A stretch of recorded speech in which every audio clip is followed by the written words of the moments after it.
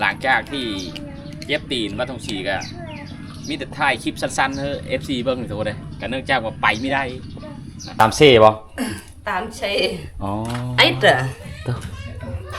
อันนี้คือไอ้ตัวลำมาโทดินนะ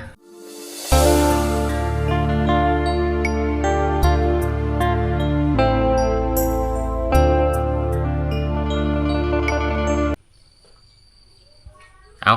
กับสบายดีทุกคนแล้วก็สบายดี FC บาตุชีนะวันนี้บาตุชีไม่ได้ไปเชิญทุกคนเลยเนื่องจากว่าแข่งขลุยนะแข่งขลุยทุกคนนะแข่งขลุยหนไม้เฮิร์นโคบาตุชีเองทุกคนนะหนไม้ลงมาแข่งเลยขลุยนะก็เลยไม่ได้ไปถ่ายวิธีชาวบ้านหรือว่าเข้าป่าหากินFC หรือว่าทุกคนเบิ่งนะทุกคนนะก็ขอโทษขออภัยทุกคนนะถ้าต้องซีดีก่อนทุกคนเลยย่างได้อยู่นะกำลังย่างได้ประมาณบ่ไกลทุกคนเลยย่างไปไกลๆแล้วมันมึนเลยนะทุกคนบอลที่ไม่ทับบอลที่ไม่ถือนะทุกคนนี่นะเราสีเป้าแล้วนะเป้ากำลังเป้าเมื่อนี้ทุกคนเลยเนื่องจากว่าตอนไม่ทับนั้นไม่ต้องสีก็ไม่ได้เป้าเนื่องจากเอาอันคือนี่ห่มนะเอาคือนี่ห่มอยากห่มหลายมือแล้วมือที่3มือที่4เก็บแห้งก็เลยพี่น้องชาวพาบลูอยู่ในชนบทนี้เป้านะก็ยังมีผู้จักว่า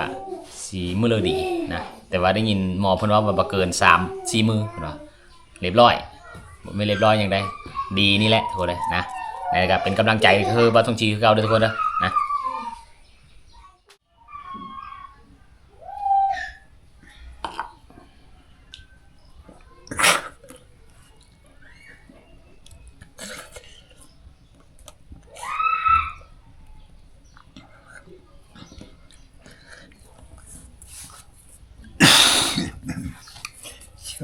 nhiều cái ซ้อมยางเนี่ยว่าต้องชี้เจ็บตีนนี่เอาไม้เนี่ยมาทุกคนเลยเอาไม้เสานี่มาทุกคนเลยนะเก็บหมอเป้าเลยเป้ากำลังได้มือหนึ่งก่อนว่าซ้อมยางก่อนทุกคนเลยซ้อมยางก่อนนะซ้อมยางแถวบ้านนี่นะมันก็ไม่ได้ลอกไปถ่ายวิธีชาวบ้านนะทุกคนเบิ่งดอก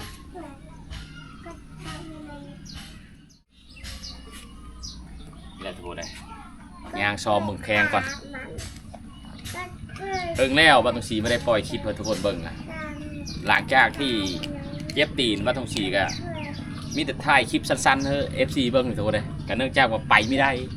นะ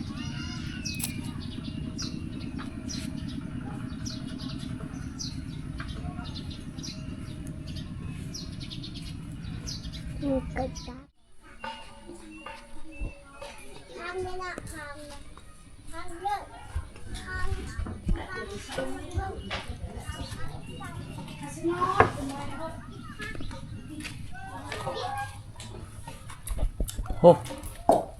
พูดอันนี้บ่เนี่ยตามเซ่บ่ตามเชอ๋อไอ้เด้ออันนี้คือไอ้ตัวลำมาโทดินนะมาโทดินภาษาบาลูสตองแต่อันปูเนี่ยให้ตะบืนฮดเด้อเลยครับแม่นบอกปูดอกตามธรรมชาติเนาะอันนี้เขาปูปลาทำธรรมชาติหลังจากที่หอดยามฤดูมันกะเอาไปเก็บเอานะไปเก็บเอามาตัวนี้ก็คือความหมายของเพิ่นตัวนี้เขาก็เอ็ดกาได้ตัวนี้ได้ตัวนี้เขาเลือกตัวแก่ๆภาษาบาลูดอกแก่ให้ดอกกระโปก็คือเขาเอ็ดโตปีต่อไปเขาเอาปูอีตัวนี้ได้อันนี้เพิ่นกินบางทีกับขายบางทีกับปั่นเพื่อพี่น้องนะอันนี้ให้ปั่นเพื่อพี่น้องกินนี่เลยมีตัวอ่อนในตัวแก่โซลายทรงนี้ชาวบ้านเพิ่นเขาเจ้าเริ่มไปเก็บยาสูบหรือว่าเป็นสต้องกระแตภาษาลูกเขาคือมาโทดินทุกคนเลยนะหลังจากนั้นเขาก็เอามาตาแดดนะได้นี่อันนี้คือยาสูบอันนี้คือเอ็ดยาสูบซับถูกเลยทุกคนอันนี้นี่ชาวบ้านเพิ่นบางครอบโคเขาเจ้าไม่ได้ขายทุกคนโหลูกปืนใหญ่นี่เนื่องจากว่าเขาเจ้าเก็บเอาไว้เพื่อเอามาตีฟ้าตีนอ นะโซนลายเขตนี่เขาเจ้าอย่างทางให้เวลาตีนอเขาเจ้าจะตีนอตัวเป็นแปรๆเวลาเขาเจ้าเสียยาให้มันสบายทั่วเลยนะนี่ได้นี่แหละทุกคนเลยหลังจากที่บ้านทงชีเสาเจ็บตีนก็เลยย่างเลาะบ้านนะพาทุกคนสมวิธีสาบานคือเก่าทั่วเลยนะอันนี้ก็คือห้องวิทย์ก็คือสวมนะห้องสวมตัวนี้นะห้องสวมเพิ่นบาครอบโคกะซื้อซีมั่งแต่ว่ายุเขตในส่วนบทเท่านี้โซลายจะบ่เห็นว่าชาวบ้านเพิ่นจะใส่ดินบล็อกนะเฮ็ดห้องน้ำเนื่องจากว่ามันเป็นโครงการก็จะช่วยเหลือทุกคนเลยนะโครงการช่วยเหลือลานอกแต่ห้องวิทย์โฮวิทย์ตานางนะสังกะสีตะปูนี่เขาซื้อเองตัวเลยนะได้มาครอบโคกะมีเงินมีละกะเพิ่นกะตื้มเงินใส่เองแล้วก็ไปซื้อดินบล็อกมาเฮ็ดนะบอกครอบโคแต่ว่าอยู่ในเขตชนบทนี้ไม่ต้องที่เห็นแต่ว่ามี2หลังคาเฮิรนที่เอาดินบล็อกนะผู้ที่มีเงินแล้วก็เอาซื้อเอาเงินตื้มนะมาเฮ็ดตัวเลยทรงนี้นี่บางครอบโคกะเขาเจ้าเริ่มเกี่ยวเข้าหน้าแซงตัวเลยนะเกี่ยวเข้าหน้าแซงบางครอบโคกะบางครอบโคย่างเนื่องจากว่ามันมีทันได้สุกนะผลกำลังได้ตก2 เธอเขตบางทีอยู่ในชนบทนี่ทุกคนเลยนะนั่นได้บางครอบโคยังทันได้สุกนะหายก็ชีนแหงมีแต่ยาสูบมาแล้วนี่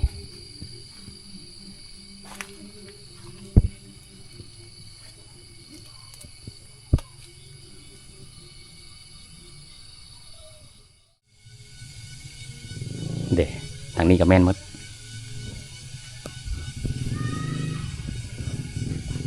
นี่มีแต่ยาสูบ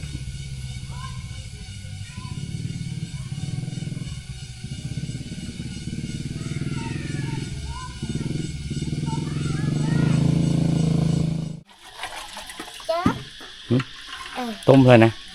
ต้มมัทดิน โอ้มาทดินโอ้เชื่อบ่ นี่ก็เฮอ โอ้เขาเจ้าเฮอมาทดินโทษเลยนะโซลายมาทดินยุเขตนี่ของพี่น้องพ่อบรรลุอยู่ในชนบทนี่โซลายเรื่องมาทดินนี่เฮากะไม่สู้ได้ซื้อวิธีโซลายเขาเอามาละลายกับพี่น้องเขาเฮอกินนะถ้าว่ามันมีผู้มาซื้อหลายๆเขตนี่